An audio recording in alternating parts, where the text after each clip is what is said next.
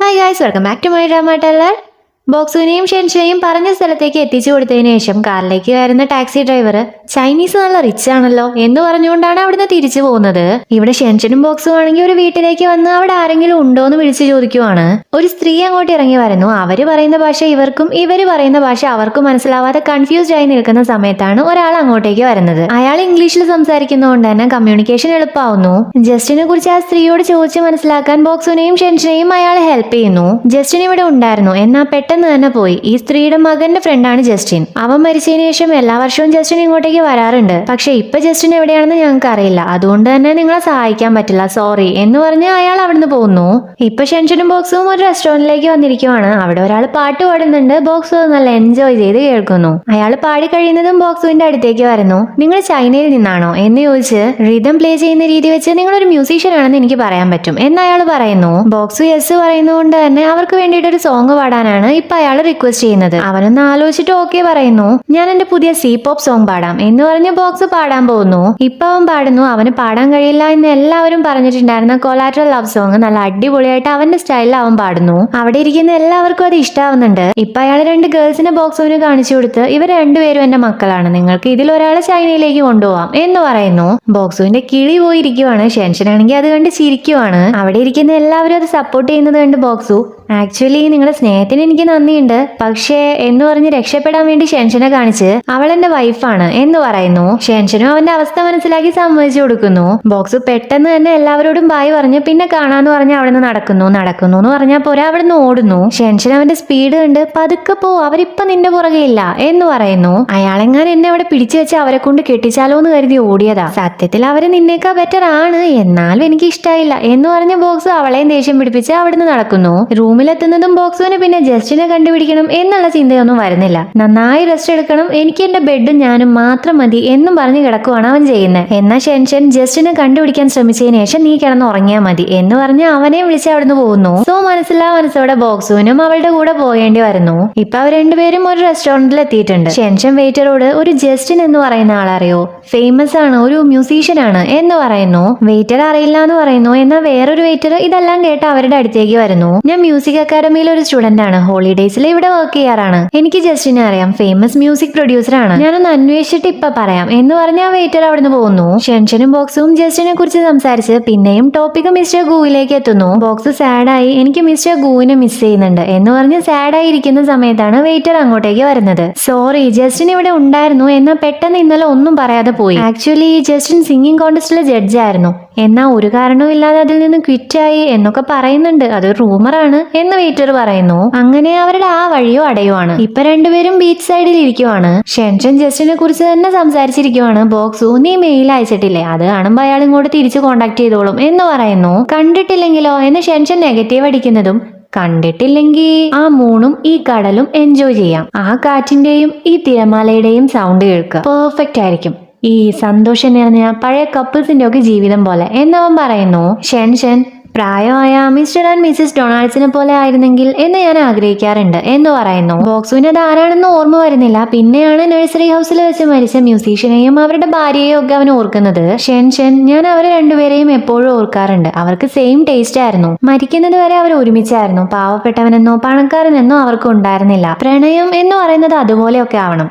ജീവിതത്തിന്റെ അവസാനം വരെ ഒരാൾ നമ്മുടെ കൂടെ ഉണ്ടെങ്കിൽ മരണഭയം വരെ കുറയും എന്നൊക്കെ പറയുന്നത് കേട്ട് ബോക്സു നീ എന്റെ അസിസ്റ്റന്റായി വന്ന സമയത്ത് ഒന്നും അറിയാത്തൊരു പിഞ്ച് പൈതലായിരുന്നു നീ, ഇപ്പൊ എല്ലാ കാര്യങ്ങളും ഹാൻഡിൽ ചെയ്യാൻ കഴിയുന്ന ഒരു മാനേജറായി നീ മാറി, ഞാൻ നിന്നെ ശരിക്കും അഡ്മയർ ചെയ്യുന്നുണ്ട് എന്ന് പറഞ്ഞ് നീ എന്നെ അഡ്മയർ ചെയ്യുന്നുണ്ടോ എന്ന് ചോദിക്കുന്നു. ഷെൻഷൻ നിന്റെ ഉള്ളില് ഇപ്പോഴൊരു കുട്ടി പയ്യനുണ്ട്, നീ എങ്ങനെയായിരിക്കും ആർക്കും പറയാൻ പറ്റില്ല എന്ന് പറയുന്നു. ഇപ്പൊ ഒരാൾ അങ്ങോട്ടേക്ക് വന്ന് ഫയർ ഡാൻസ് ചെയ്യുന്നു. തീ കാണുന്നതും ബോക്സ് സ്റ്റേബിൾ അല്ലാതെ ആകുവാണ്. ഷെൻഷൻ ആണെങ്കിൽ ഈ കാര്യം ശ്രദ്ധിച്ചിട്ടുണ്ടായിരുന്നില്ല. അവൻ അമ്മയുടെ കാര്യവും ഫയർ ആക്സിഡന്റും ഓർമ്മ വരുന്നു. ഷെൻഷൻ ഇപ്പോഴാണ് അവന്റെ പേടി ഓർമ്മ വരുന്നത്. സോ പെട്ടെന്ന് തന്നെ അവന്റെ മുന്നിലേക്ക് കയറി നിന്ന് ആ ഫയർ ഡാൻസ് നിർത്താൻ പറയുന്നു. പണം കൊടുത്തതും അയാൾ ഹാപ്പി ആയി പോവുകയും ചെയ്യുന്നു. നീ ഓക്കെ ആണോ എന്ന് ഷെൻഷൻ ബോക്സുവിനോട് ചോദിക്കുന്നു. ഞാൻ ഒന്നിനും കൊള്ളാത്തവനാണ്, ഇതുപോലെ എനിക്ക് തീ പേടിയാണ് എന്ന് പറഞ്ഞ് അവൻ അവനെ തന്നെ കുറ്റപ്പെടുത്തിക്കൊണ്ടിരിക്കുവാണ്. സോറി, ഞാൻ നിന്റെ പേടിയുടെ കാര്യം മറന്നുപോയി എന്ന് പറഞ്ഞ് കഴിഞ്ഞത് കഴിഞ്ഞു, നീ നിന്നെ തന്നെ കുറ്റപ്പെടുത്തേണ്ട കാര്യമില്ല. അതൊരു ആക്സിഡന്റ് ആയിരുന്നു. എല്ലാത്തിലും ഉപരി നിന്റെ അമ്മ നിന്നെ സേവ് ചെയ്യാനും പ്രൊട്ടക്ട് ചെയ്യാനും ആയിരുന്നു ശ്രമിച്ചത്. നീ രക്ഷപ്പെട്ടു ഒരു ഹാപ്പി ലൈഫ് നയിക്കണം എന്നായിരിക്കും അവർ പ്രതീക്ഷിച്ചിട്ടുണ്ടാവുക. എനിക്ക് ഉറപ്പുണ്ട് നീ പ്രൊട്ടക്ട് ചെയ്യണം എന്ന് ചിന്തിക്കുന്ന ഒരാളെ നീ കണ്ടെത്തും. അന്ന് നിന്റെ അമ്മയെ പോലെ ഈ പേടി ഓവർകം ചെയ്യാൻ നിനക്ക് പറ്റും എന്ന് ഷെൻഷൻ പറയുന്നു.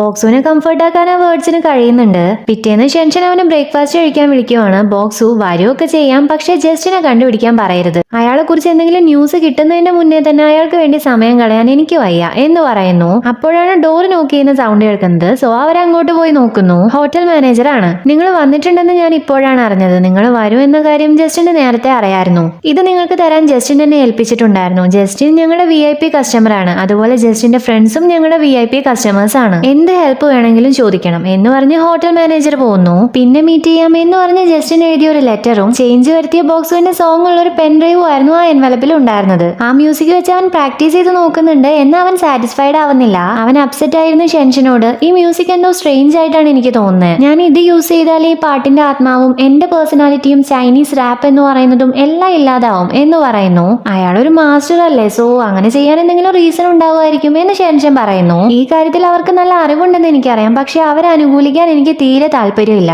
എന്റേതായ എന്തെങ്കിലുമാണ് എനിക്ക് വേണ്ടത്, ഒരു ഡിഫറെന്റ് സ്റ്റൈൽ, അതാണ് C-pop എന്ന് ബോക്സ് പറയുന്നു. ഷെൻഷൻ, നീ അതൊന്ന് ഫീൽ ചെയ്ത് കേട്ട് നോക്ക്. ഇത് ചേഞ്ച് ചെയ്യാൻ എന്തെങ്കിലുമൊക്കെ റീസൺ ഉണ്ടാവും. പിന്നെ വേറൊരു കാര്യം, ഇതല്ലല്ലോ ഫൈനൽ വേർഷൻ. നീ നിന്റെ മനസ്സിലുള്ളത് എന്താണെന്ന് അയാളോട് പറ, അപ്പൊ ഒരു ബാലൻസ് കിട്ടുകയും ചെയ്യും എന്നൊക്കെ ഷെൻഷൻ പറയുന്നു.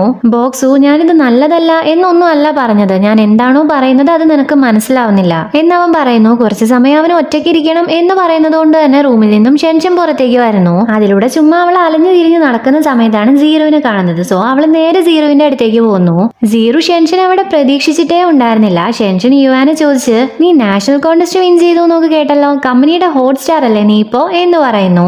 സീറോ, പക്ഷേ അതിനു വേണ്ടിയിട്ട് ഒരുപാട് നഷ്ടം ഞാൻ സഹിച്ചിട്ടുണ്ട് എന്ന് പറയുന്നു. ഇപ്പൊ യുവാൻ അങ്ങോട്ടേക്ക് വരുന്നു. യുവാനെ കാണുന്നതും ഷെൻഷൻ, ബോക്സും എന്റെ കൂടെ കളിക്കാൻ വരുന്നില്ല, നമുക്ക് ബീച്ചിലേക്ക് പോയാലോ എന്ന് ചോദിച്ച് അവളെയും കൂട്ടി അവിടുന്ന് പോകുന്നു. ഷെൻഷൻ യുവാനോട്, നിനക്ക് ഇപ്പോഴും എന്നോട് ദേഷ്യമുണ്ടോ, നീ എന്തിനാ എന്നെ ഇഗ്നോർ ചെയ്യുന്നേ എന്ന് ചോദിക്കുന്നു. യുവാൻ അതിന്, ആർക്കും എന്നെ ഇഷ്ടമല്ല, എന്നെ ഇഗ്നോർ ചെയ്യുവാണ്.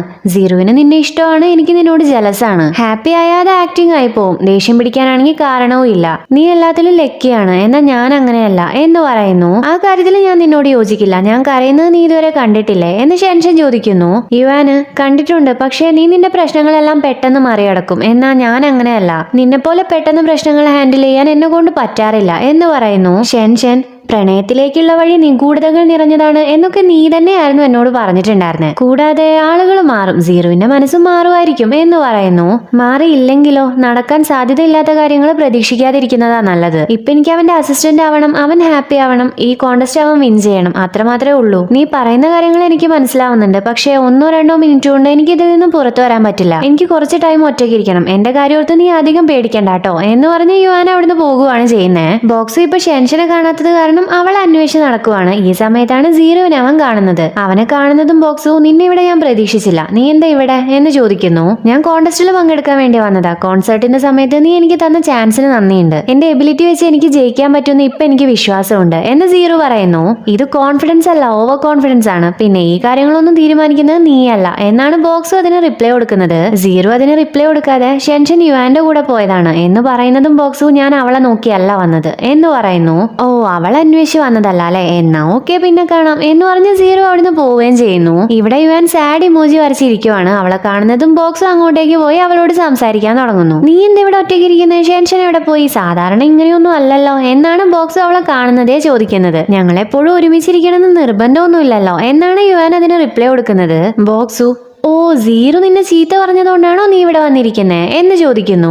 അവൻ എന്നെ ഒന്നും ചെയ്തിട്ടില്ല, ഞാൻ ചുമ്മാ വന്നിരുന്നതാ എന്ന് യുവാൻ റിപ്ലൈ കൊടുക്കുന്നു. ബോക്സു ചിരിക്കുവാണ്. ഇത് കണ്ട യുവാന്, നീ എന്തിനാ ചിരിക്കുന്നേ എന്ന് ചോദിക്കുന്നു.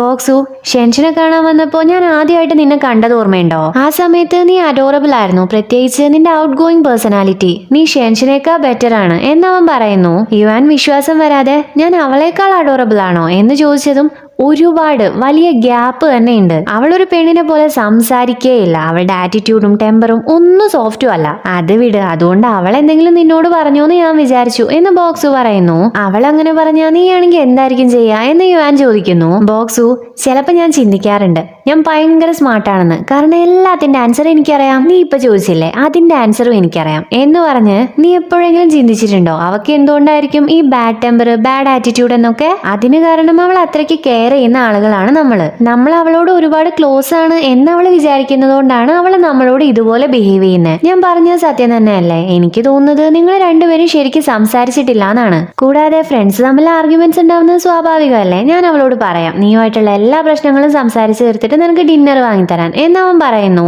നീ എനിക്കൊരു അടിപൊളി ട്രീറ്റ് തരുമോ എന്ന് യുവാൻ ചോദിക്കുന്നു. അതിനെന്താ, നിങ്ങൾ രണ്ടുപേരും നന്നാവണം. അങ്ങനെയാണെങ്കിൽ ഞാൻ ഉറപ്പായിട്ടും നല്ല അടിപൊളി ട്രീറ്റ് തരും എന്ന് ബോക്സ് പ്രോമിസ് കൊടുക്കുന്നു. യുവാൻ, അവൾക്ക് വേണ്ടിയല്ലേ നിന്നെ പോലെ ഒരു സൂപ്പർ സ്റ്റാർ എന്നെ സന്തോഷിപ്പിക്കാൻ നോക്കുന്നേ എന്ന് ചോദിക്കുന്നതും ബോക്സു സ്റ്റാർ ആണോ അല്ലയോ എന്നതിൽ കാര്യമൊന്നുമില്ല. സത്യത്തിൽ നിനക്ക് തോന്നുന്നുണ്ടോ ഞാനൊരു സൂപ്പർ സ്റ്റാർ എന്ന രീതിയിലാണ് ഞാൻ ഇതുവരെ ജീവിച്ചിട്ടുണ്ടായിരുന്നത് എന്ന്?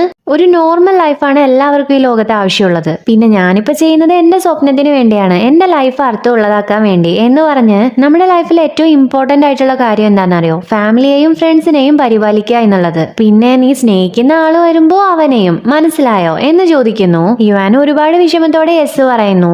ഇപ്പൊ ബോക്സ് ഒരു ഇമോജി വരയ്ക്കുന്നു. ആ സ്മൈലിയുടെ തലയിൽ വൃത്തിയേടാക്കാൻ വേണ്ടി അവന്റെ വക 4-5 ഡോട്ടും ഇടുന്നുണ്ട്. ബോക്സുവിനോട് സംസാരിച്ചത് കാരണം യുവാനും ഹാപ്പി ആവുന്നു. ഇവിടെ ഷെൻഷൻ ഒറ്റയ്ക്കിരിക്കുന്ന കണ്ട് സീറോ അവളുടെ അടുത്തേക്ക് പോകുന്നു. രണ്ടുപേരും സംസാരിക്കുന്നു. ഷെൻഷൻ യുവാൻ എവിടെയെന്ന് ചോദിക്കുന്നു. അവൾ നിന്റെ കൂടെ ഇല്ലേ എന്നാണ് സീറോ തിരിച്ചു ചോദിക്കുന്നേ.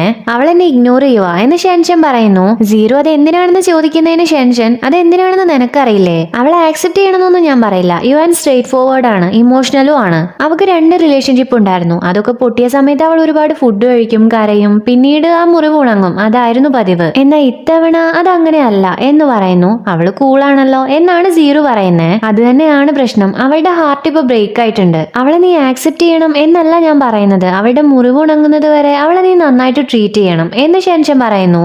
സീറോ ഇപ്പൊ വേണോ വേണ്ടയോ എന്ന് ഒരുപാട് തവണ ചിന്തിച്ച് നിനക്ക് അവനെ ഇഷ്ടമാണോ എന്ന് ചോദിക്കുന്നു. ഷെൻഷൻ യെസ് പറയുന്നു. ഇനിയും ഖേദിക്കാതിരിക്കാൻ വേണ്ടി ഒരിക്കൽ കൂടെ നിന്നോട് ഒരു ചാൻസ് കൂടെ തരുമോ എന്ന് ചോദിക്കണമെന്ന് ഞാൻ വിചാരിച്ചിട്ടുണ്ടായിരുന്നു. പക്ഷെ ഇങ്ങോട്ടേക്ക് എത്തി ഇവിടെ നിന്നെ കണ്ടപ്പോ എനിക്ക് മനസ്സിലായി അതിനി നടക്കാത്ത കാര്യമാണെന്ന്. കാരണം നിന്റെ ഫീലിങ്സ് മാറിയിട്ടുണ്ട് എന്ന് എനിക്ക് മനസ്സിലായി. എന്നെ കാണുന്ന സമയത്ത് നിന്റെ കണ്ണിൽ ഒരു തരം ലൈറ്റ് ഉണ്ടാവാറുണ്ടായിരുന്നു. എന്നാ ഇപ്പൊ അത് പോയി. നീ കാമായി, എനിക്ക് നിന്നെ നഷ്ടപ്പെട്ടു എന്ന് പറഞ്ഞ് എനിക്ക് വേണ്ടി നീ അവനോട് ഒരു കാര്യം പറയണം. ഈ സിംഗിങ് കോൺടെസ്റ്റിൽ ഞാനേ വിജയിക്കൂ എന്ന്, ഞാനായിരിക്കും വിന്നർ എന്ന് സീറോ പറയുന്നു. സീറോവും ഷെൻഷനും ഹോട്ടലിലേക്ക് വരുന്ന സമയത്ത് തന്നെയാണ് ബോക്സും യുവാനും അങ്ങോട്ടേക്ക് വരുന്നത്. ബോക്സു ഷെൻഷനോട് നീ എവിടെ പോയതായിരുന്നു എന്ന് ചോദിക്കുന്നു. ഞാൻ സീറോവിന്റെ കൂടെ ബീച്ചിലൂടെ നടക്കുമായിരുന്നു, അതിനിപ്പോ എന്താ പ്രശ്നം എന്ന് ഷെൻഷൻ ചോദിക്കുന്നു. നീ നിന്നെ ഇവന്റെ കൂടെ ബീച്ചിലൂടെ കാണുന്നത് എനിക്ക് നിന്നോട് ഇമ്പോർട്ടന്റ് ആയിട്ടുള്ള കുറച്ച് കാര്യങ്ങൾ പറയാനുണ്ട് എന്ന് പറഞ്ഞ് ഷെൻഷനെയും കൂട്ടിക്കൊണ്ട് ബോക്സ് അവിടുന്ന് പോകുന്നു. എന്നിട്ട് അവൻ പിന്നെ യുവാനോട് ബൈ ദ വേ ഞാൻ സമയം കണ്ടെത്തിയിട്ട് നിനക്ക് ഡിന്നർ വാങ്ങിത്തരാട്ടോ എന്ന് പറയുന്നു. പിന്നീട് ഷെൻഷനെ തിരിഞ്ഞു പോലും നോക്കാൻ സമ്മതിക്കാതെ അവൻ പിടിച്ചുകൊണ്ട് പോവുകയും ചെയ്യുന്നുണ്ട്.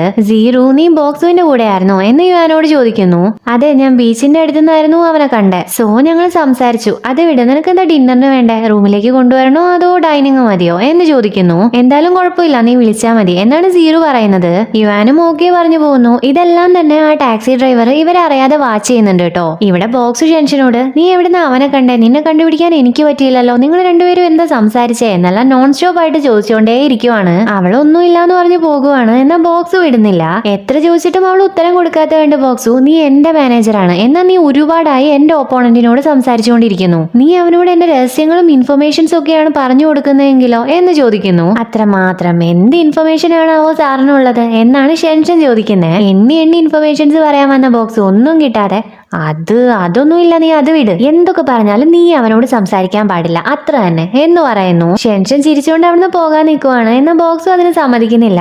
എനിക്ക് തോന്നുന്നത് നമുക്ക് കുറച്ച് കാര്യങ്ങൾ സംസാരിക്കാനുള്ള സമയമായി എന്നാണ് എന്ന് പറയുന്നതും ഷെൻഷൻ എനിക്ക് തോന്നുന്നത് നിനക്ക് കുറച്ച് പഞ്ചിന്റെ കുറവുണ്ടെന്നാണ്. നിന്റെ വയറ്റിനുള്ള പഞ്ച് എനിക്ക് നന്നായിട്ട് മിസ് ചെയ്യുന്നുണ്ട് എന്ന് പറഞ്ഞ് ഞങ്ങൾ സംസാരിച്ചത് ഒരു പ്രൈവറ്റ് ആയിട്ടുള്ള കാര്യമാണ്, അത് നീ അറിയേണ്ട കാര്യമൊന്നുമില്ല എന്ന് പറഞ്ഞ് അവൾ അവിടുന്ന് പോകാൻ നിൽക്കുവാണ്. ബോക്സു ശരി, നാളെ എന്നെ കണ്ടില്ലെങ്കിൽ നീ എന്നെ വിളിക്കാൻ നിൽക്കരുത്, നീ വിളിച്ചാലും ഞാൻ കോൾ എടുക്കില്ല എന്ന് പറയുന്നു. നീ എവിടെയാ പോകുന്നത് എന്ന് ഷെൻഷൻ ചോദിക്കുന്നുണ്ട്. എന്നാ നീ എന്നോട് പറ, എന്നാലേ ഞാൻ നിന്നോട് പറയുള്ളൂ എന്ന് പറഞ്ഞ് പോകുവാണ് ബോക്സു ചെയ്യുന്നത്. ഷെൻഷൻ റൂമിലെത്തിയതിനു ശേഷം ബോക്സുവിന്റെ ഗുണങ്ങളും ദോഷങ്ങളും എഴുതി നോക്കുന്നുണ്ട്. ഇതിന്റെ ഇടയിൽ അവൾ അവളോട് തന്നെ നാളെ അവൻ എവിടെയായിരിക്കും പോകുന്നത് എന്ന് ചോദിക്കുന്നു. വിചാരിക്കുന്നു. ഇതോടുകൂടെ ഈ എപ്പിസോഡ് ഇവിടെ തീരുന്നു. അപ്പോൾ വീഡിയോ ഇഷ്ടപ്പെട്ടിട്ടുണ്ടെങ്കിൽ ലൈക്ക് ചെയ്യുക, കമൻറ്റ് ചെയ്യുക, സബ്സ്ക്രൈബ് ചെയ്യുക.